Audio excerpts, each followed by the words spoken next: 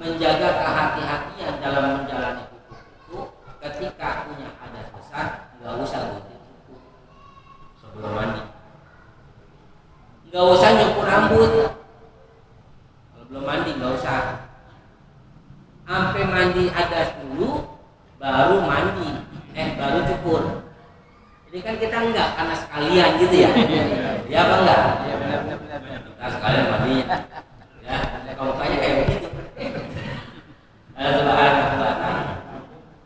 Apa tanggung jawab kita ketika rambut yang belum suci itu kita lepas? Kan setiap yang dititipkan oleh Allah itu dipertanggungjawabkan di hadapan Allah. Tsumma la tus'aluna yauma idzin. Jadi itu bakal ditanyain hanya Subhanahu wa ta'ala. Karenanya jangan sampai kemudian ya jaga-jaga. Saya nggak tahu apa-apa. Atau ada pendapat lain yang mengatakan kalau memang sekiranya dia memiliki pendapat apa namanya terpisah, ya karena memang ada pendapat ya nggak apa-apa. Itu mah yang penting bagaimana niatan. Ya. Tapi lebih enak itu ikhtiarkan kehati-hatian dalam sebaiknya jangan sampai cukur dulu, ya jangan sampai cukur. Bagaimana kalau rontok? Ya itu mulai lagi. Orang dulu tuh apik aja, ya orang dulu dia nenek kalau lagi nyisir selama haid itu dikumpulin. Ya enggak? Orang sekarang gitu enggak mas? Itu orang itu apik bener, coba anak buah. Nah hadirin yang dirahmati Allah Subhanahu wa ta'ala. Kemudian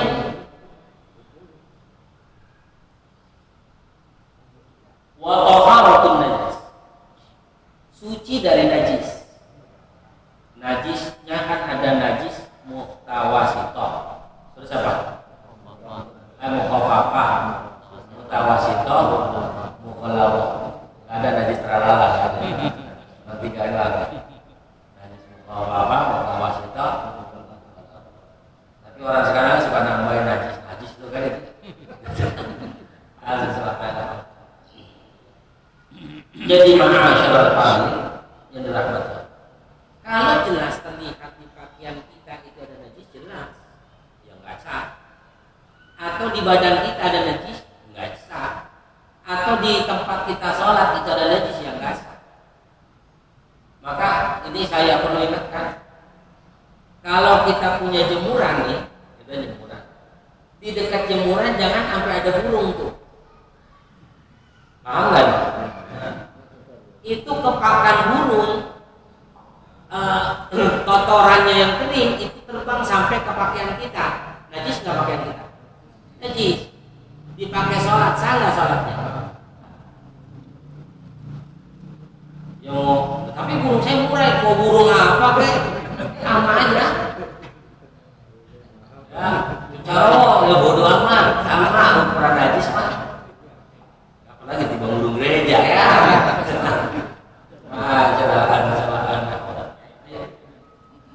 Karenanya hadirin yang dirahmati Allah Subhanahu wa ta'ala, ketika seseorang mau melaksanakan salat harus suci dari najis. Bagaimana misalnya najis yang kita udah bawa najis itu, tapi tiba-tiba muncul najis selanjutnya. Apa misalnya karena kita punya the beast of the soul, bisul. Meletus dia, erupsi. Hadirin, kalau lubang kecil meletusnya nggak sampai ngalir, maaf. Tapi kalau sampai ngalir itu najis. Atau misalnya lalat atau nyamuk. Karena kalau kita lagi sholat, kita pukul. Nah, kalau sekiranya sedikit setetes itu nggak apa-apa. Ya, darah nyamuk sebanyak apa sih kan? kecuali nyamuknya segede kambing kali ya. Utak no udara. Ya, sudah sebagainya. Jadi hadirin yang dirahmati Allah Subhanahu wa taala, atau jerawat misalnya yang keluar nanah dan sebagainya itu najis, tetapi ketika sedikit itu enggak masalah. Atau kejatuhan kain. Assalamualaikum. Wah, ada cocok. Pas kita assalamualaikum dia. Assalamualaikum, ada cocok. Nah itu mah, ya, karena ya namanya cecak syukuran apa? Kecuali cecaknya segede kebo, lain-lain. Ya, itu nggak apa. Walaupun disebutnya tetap cecak gitu, tapi gedenya kan beda. Nah ini hadir rahmat Allah Subhanahu. Nah yang paling sering mana? Ya perhatikan anak-anak kita. Anak kita yang nggak najis, tapi yang di bawahnya itu najis. Sejak kemunculan pampers, pampers najis. Enggak. Tapi ketika dia dikencingin, maka pampers itu membawa najis. Jadi kalau kita lagi sholat, Allahu Akbar, bocah nempel ke kita, itu sama halnya kita ketempelan. Amin. Ya, ketempelan. Kecuali memang dalam kondisi yang nggak ada orang kecuali kita. Kita sholat, kita mau titipin tetangga nggak mungkin. Tetangga kita memang penculik semua misalnya. Karena kita dibopong orang ya. Nah itu nggak masalah. Darurat sebab. Ya, hadirin yang dirahmati Allah Subhanahu wa taala. Kalau najis itu kan kalau sudah keluar dari sarangnya najis. Ya kita juga semua bawa najis, kemana-mana bawa najis. Ya, di dalam kita ini najis semua, Subhanahu wa taala. Maka kalau dibilang najis itu ya nggak usah marah. Bener-bener. Memang kita tempat najis kok. Jadi nggak usah sewot, dan Subhanahu wa taala kita benar najis. Jadi hadirin yang dirahmati Allah Subhanahu wa taala. Tapi kalau udah keluar itu jadi sesuatu yang mencegah daripada kesucian. Mencegah sahnya sholatnya. Makanya jadi kualit. Meskipun itu Allah Subhanahu wa taala. Atau seseorang yang ngantongin darah, dia baru pulang dari bank darah, PMI apa ya PMI, Allah, ini kan dia boleh nggak ada tapi karena darah itu udah keluar dari tempatnya, maka dia mencegah, karena tempat darah kan bukan di plastik, di kulit itu. Meskipun ada beberapa perbedaan pendapat, cuma saya sampaikan pendapat yang paling masyhur tetap najis. Hadirin yang dirahmati Allah Subhanahu. Iler najis apa enggak? Tergantung makannya apa. Orang kita insya Allah rata-rata nggak najis, makanya standar, ya makanya biasa. Tapi kalau habis makan najis, jadi najis. Kita bersih. Habis makan najis. Nah, apalah yang kira najis. Jangkek misalnya. Ini orang atau habis minum. Maka ilernya orang minuman keras itu najis. Ya. Jadi kalau kita habis tidur, sholat masih pakai parfum iler, ya kan itu ada Subhanahu wa taala tenang, ya.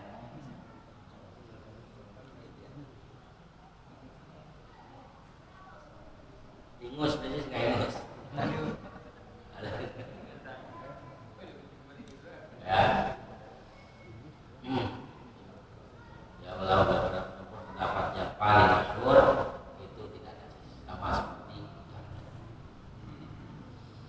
ma'asyiral hadirin yang dirahmati Allah Subhanahu wa taala.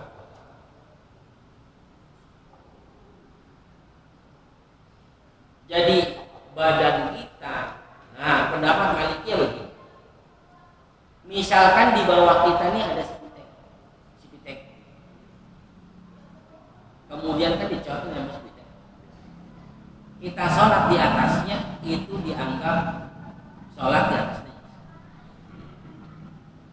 Sehingga ini menganggap tidak sah sholat kita di atas sipitek.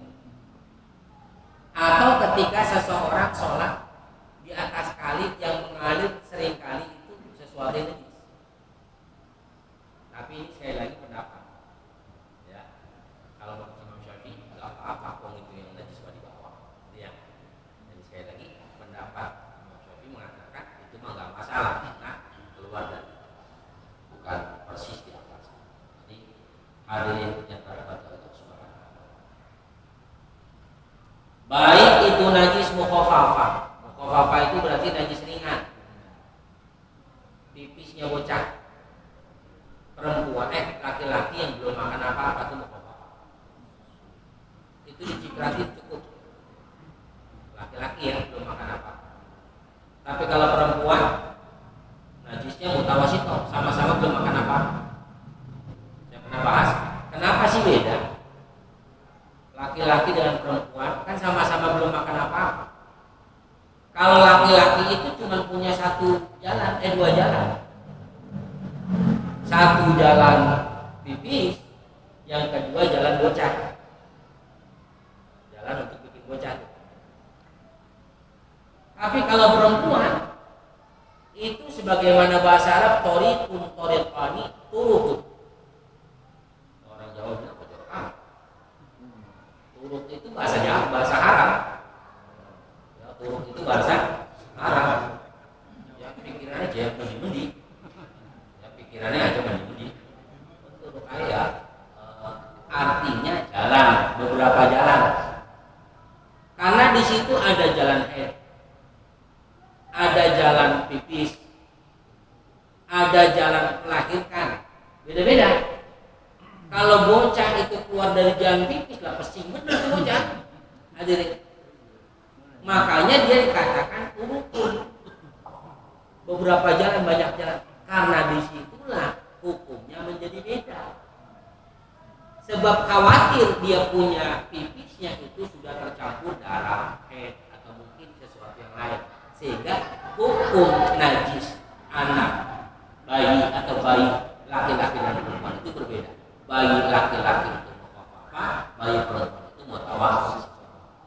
Cukup dicepretin perempuan? Enggak cukup, harus dicuci sampai hilang warnanya, hilang rasanya, hilang bau. Ya. Hadirin yang dirahmati Allah Subhanahu wa taala. Mana lagi mutawassithah? Darah itu mutawassithah. Kan ada nih pakaian yang terkena darah sebelumnya. Sudah kita bersihkan. Tapi tak kunjung hilang warnanya. Ya, itu sudah enggak masalah. Kecuali yang belum dibersihin, maaf. Misalnya T41 ayam. Paham ya? Itu T41 ayam ada di depan masjid misalnya. Itu sampai mengering dia. Sampai mengering, sampai berbekas. Belum sempat dibersih. Kemudian kita sapu. Ya, keringnya. Maka hukum bekasnya itu tetap najis. Paham ya? Tetap karena harus dicuci. Terlepas kalau mau hilang mau enggak bekasnya itu. Kalau orang dulu tuh apik sebetulnya. Masjid musola dulu ditutup karena ada ayam. Kalau sekarang kan masjid musola ditutup karena mengkala banyak paling kotak kamar. Gitu kan disebut anak kotak makan di masjid. Itu kan dulu saya kebetulan rumah saya persis karena memang samping yayasan itu musola dan selangkah lagi. Jadi hampir setiap hari sedia koran, dulu kan masih banyak koran ya. Karena memang koran itu paling enak dengan ayam nyerap dia. Itu saya dulu rajin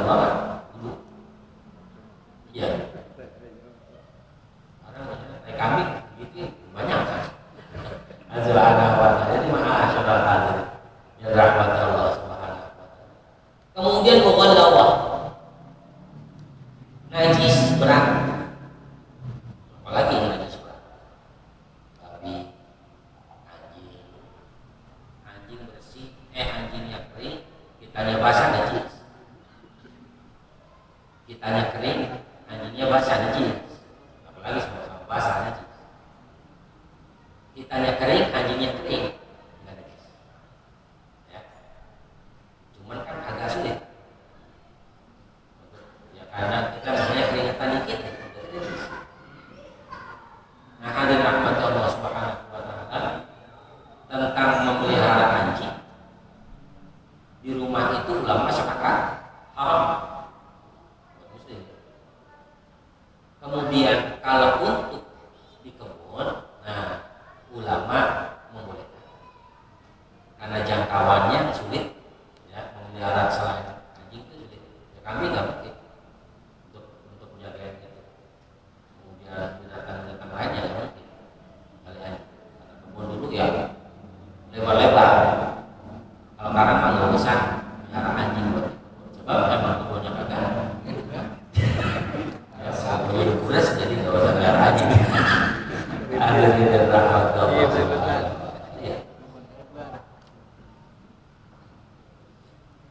Kemudian watani, jadi bersih badan, bersih pakaian.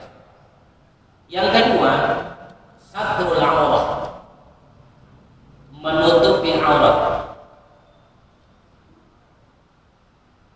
Walau kana safsufan yang kafir, meskipun seseorang itu dalam kondisi sendiri atau di tempat yang gelap. Misalnya kita mati lampu, total gelap. Sholat uriana telanjang, kan nggak kelihatan. Boleh nggak kira-kira? Tetap nggak, karena nggak tutup aurat itu. Ya subhanahu. Bahkan hadirin rahmati Allah Subhanahu wa taala, antara menutup aurat dengan menjaga najis itu lebih berat menutup aurat. Misal ada kain yang sedikit yang bisa menutupi aurat tapi itu najis, maka lebih baik pakai yang najis itu untuk menutupi aurat ketimbang kita lepas. Najis, percuma kita pakai juga najis, mendingan dipakai. Ada subhanahu wa ta'ala, hilang kecuali total nggak ada yang bisa buat tutupin, daunnya nggak nemu, pas lagi 10 orang ya nggak nemu apa-apa, gimana ini kita sholat? Tetap disunahkan berjamaah, tetap disunahkan berjamaah 10 orang. Cuman nggak boleh ada imam di depan, paham ya? Kasihan imam burik amat. Kan gitu ya, kaidahnya jadi beda, tata caranya jadi beda, sarannya. Jadi imam sama makmum sejajar semua. Sejajar semua tuh.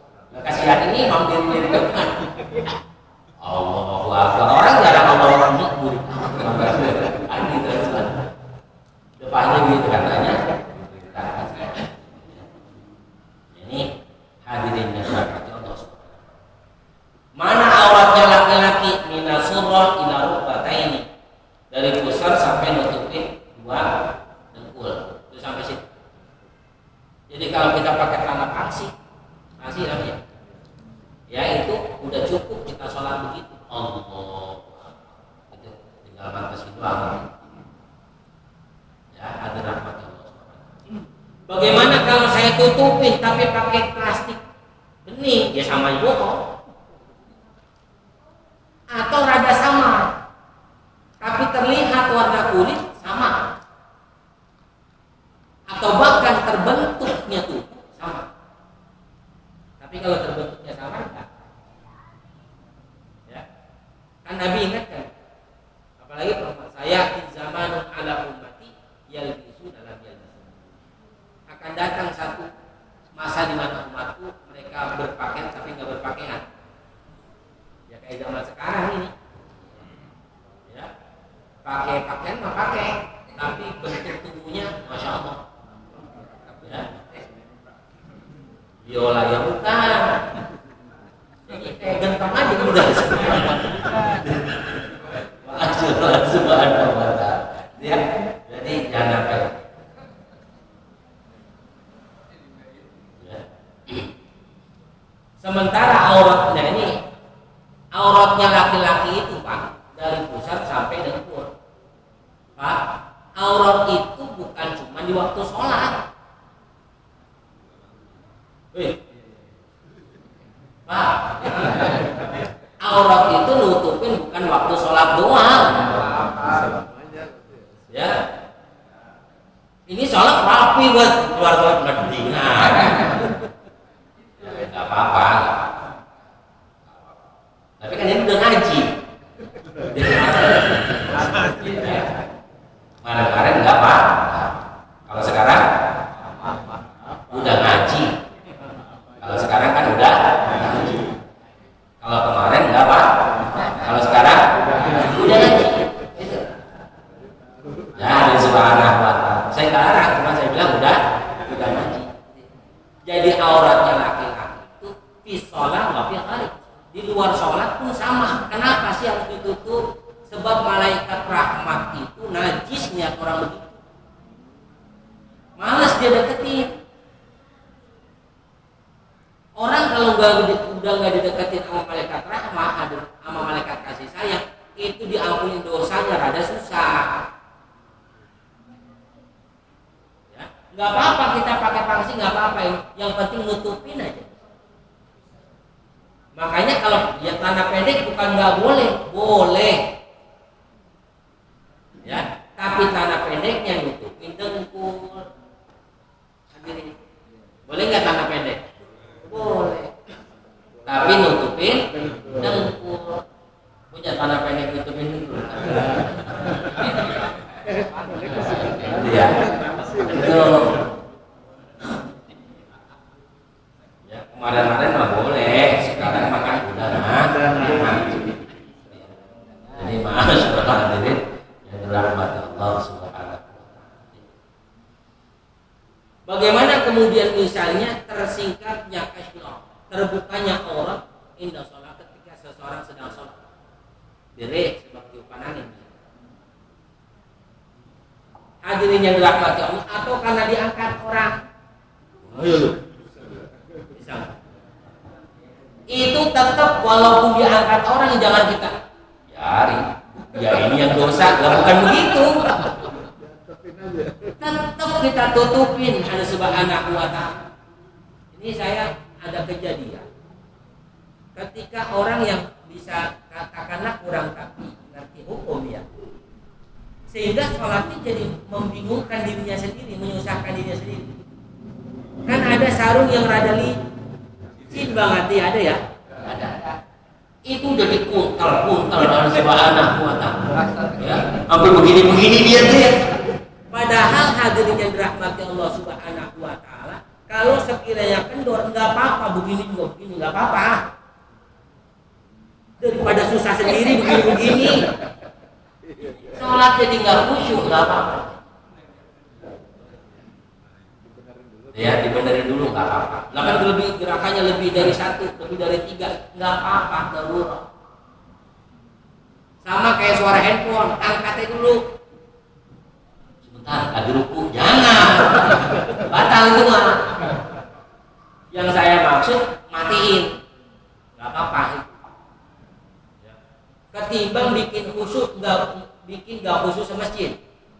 Mau tanggung dosanya hadirin. Ya, matiin aja batin gitu. Jadi hadir rahmat Allah Subhanahu. Ya kita bukan, kadang-kadang kan kita lupa ya matiin. Ya Subhanahu. Udah gitu dangdut kan. Iya, lagunya terkesima habis. Bukan itu aja. Itu lagi. Agak terkesima. Hadirin yang dirahmati Allah Subhanahu wa ta'ala. Jadi boleh nggak apa-apa. Masyaallah hadirin yang dirahmati Allah Subhanahu wa ta'ala. Sekali lagi menutup. Auratnya laki-laki tadi, auratnya perempuan seluruh badannya ilal wajhi wal kecuali wajah dan telapak tangan. Ya. Hadirin yang dirahmati Allah Subhanahu wa taala. Kalau di rumah, nah ini saya lanjutkan. Ada tambahan dari kitab Hasan al-Basri dalam Tarbiyatul. Beliau katakan dalam kitab, ketika seorang ayah sering menampakkan auratnya terhadap anak-anaknya, maka mengurangi kecerdasan anak. Paham nih baik? Maka mengurangi kecerdasan anak. Jadi kalau anak kita geblek, jangan salahin bocahnya. Bisa jadi bapaknya berarti mulu harus betul. Ya, cuman bukan orang sini. Ya. Hadirin yang dirahmati Allah Subhanahu wa taala.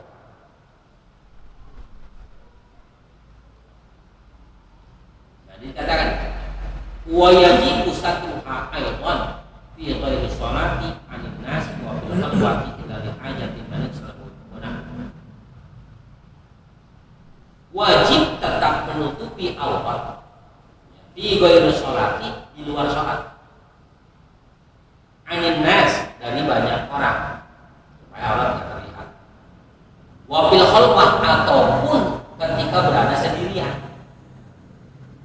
illa li hajatin, kecuali ada keperluan. Apa misalnya? Anil manil tasawana, misalnya minit tasawuf, ketika dia mandi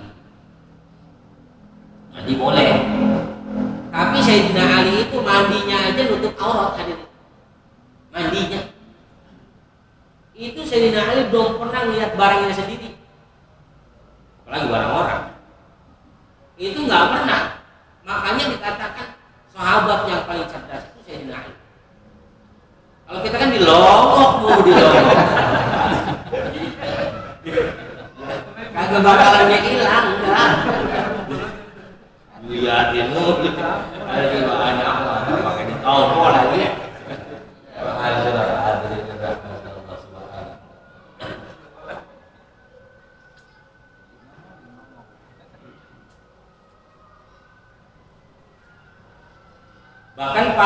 Bahkan dikatakan yukrahu nazaru ilaiha,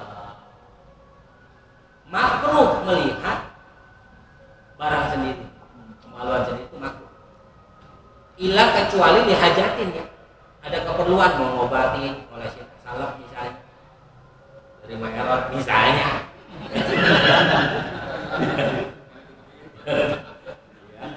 Subhanahu wa ta'ala, itu boleh. Kalau hajat itu mah boleh dilihat, ya. Kalau enggak makruh. Lebih jauh dalam kitab Al-Lisan, haram melihat kemaluan pasangan sendiri, istri. Itu haram. Ya. Apalagi punya orang kan itu. Itu ada buatan. Jadi punya bini kita itu enggak boleh, haram. Ya.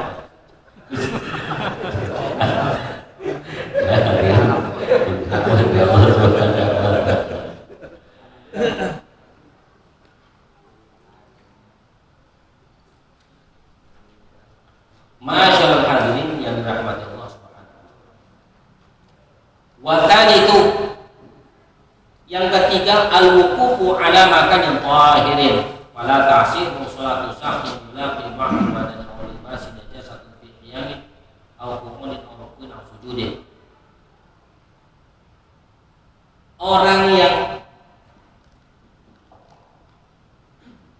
mau melaksanakan sholat, dia wajib berdiri di tempat yang suci. Jangan sampai begini, separohnya suci, separohnya enggak. Ya, jadi harus total bersih, semuanya suci semua. Pakaiannya suci, badannya suci. Ya. Ada kan orang misalnya dirinya tempat suci, pas sujud aja tempatnya enggak suci, itu enggak boleh. Separuh-separuh itu enggak boleh, enggak sah. Ya, hadirin rahmati Allah Subhanahu. Kemudian waraji al-ilmu bidukhulil waktu. Tahu masuk waktu sholat, dia paham. Oh, ini sholat. Oh, ini sholat. Kalau sholat semaunya dia, waktunya jam berapa aja Allah juga tahu bisa. Gak belum zuhur, samaan 4 rakaat, antara 4 dan sekarang 4.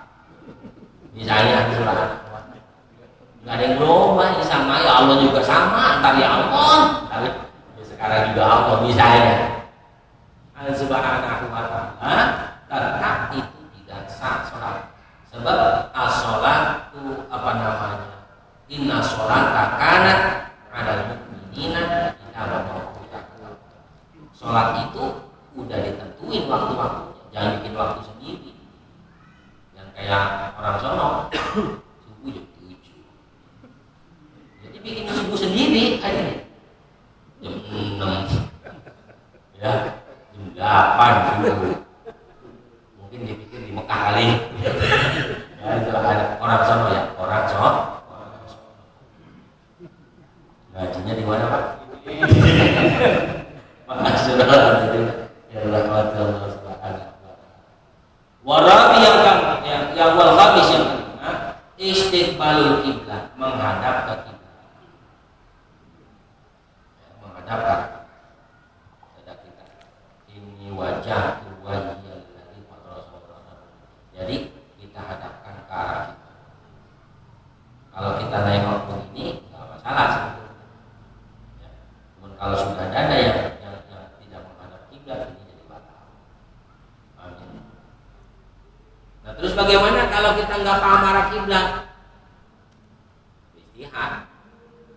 Mau nanya orang nggak ada, maka kira-kira saja. Banyak kasus kita ke rumah teman, saudara dan sebagainya. Kita sholat, ya. Assalamualaikum. Lu pada sono sembahyang gitu kan? Salah madhabnya. Hadirin yang dirahmati Allah, ada yang bilang begini, kemudian apa? Yang penting gue sholat. Afdalnya tidak ulangi sholat.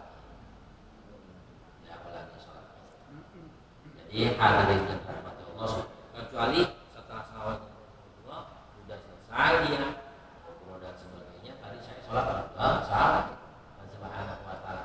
Tetapi bicara afdal tentu ada mengulangi daripada sholat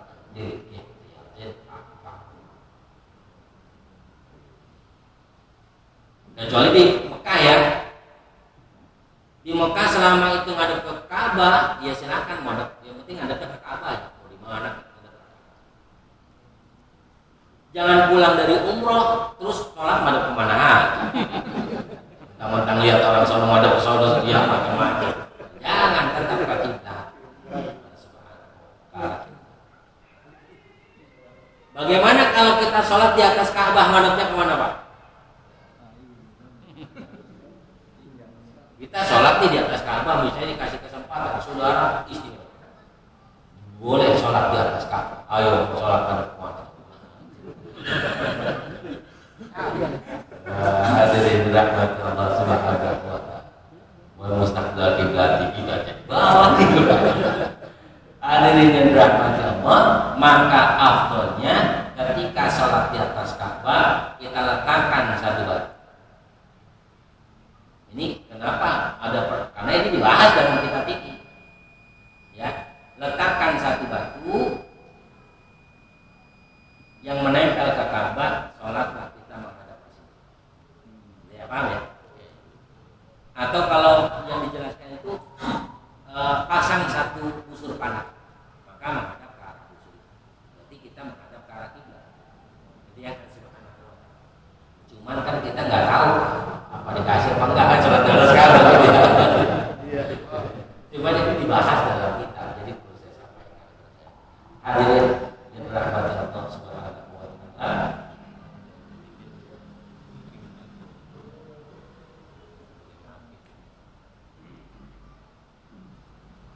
Boleh seseorang meninggalkan kiblat kapan? Seseorang yang boleh meninggalkan kiblat, hadirin yang dirahmati Allah subhanahu wa ta'ala, yang pertama adalah orang yang sholat dalam kondisi perang, sholat khauf, sholat ketakutan lah bahasa, takut kedatangan musuh, maka menghadap sholatnya baik itu wajib maupun sunnah, menghadap sholatnya ke arah musuh datang, ya. Dan itu kalau dilakukan berjamaah maka harus ganti-gantian. Misalnya imam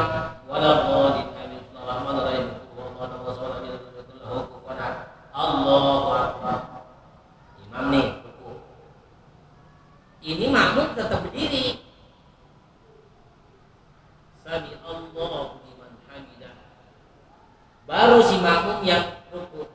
Allahu Akbar. Sami Allahu liman hamidah. Baru sujud si imam. Allahu Akbar. Ya, sujud dia. Bangun dia, baru disusul lagi. Terus begitu supaya ada yang kelihatan. Jangan semuanya rukuk lah diserang habis. Pas sujud semuanya musuh datang gitu. Terus bagaimana kalau musuh datang? Ya lari. Atau serang kalau berani. Lari, lanjutkan sholat yang tadi. Bagaimana kalau tadinya saya berjamaah karena tunggang langgang lari dan subhanahu wa ta'ala, maka silakan dia sholat sendiri dilanjutkan dengan rukun yang tadi dia sampaikan. Nanti dibahas dulu. Itu perkara sholat. Jadi itu boleh nggak ada kiblat. Terus mana lagi yang nggak boleh, yang boleh nggak ada kiblat? Ketika seseorang sholat di atas kendaraan, misalnya lihat mati waktu, udah datang nih waktu sholat maghrib, waktu sholat isya, tapi karena ini di kereta pas bukan punya kita lagi. Ya misalnya, kan kita nggak bisa berhenti sewaya-waya. Nah, subhanahu wa ta'ala, maka kita sholat di rumah. Kereta mandatnya ya terserah kereta. Ntar selesai nyampe kita sholat lagi. Ya seperti itu. Hadirin yang dirahmati Allah Subhanahu wa ta'ala. Arkanus sholat, rukun sholat, wallahu a'lam. Sebelum saya tutup, mungkin ada yang mau ditanyakan.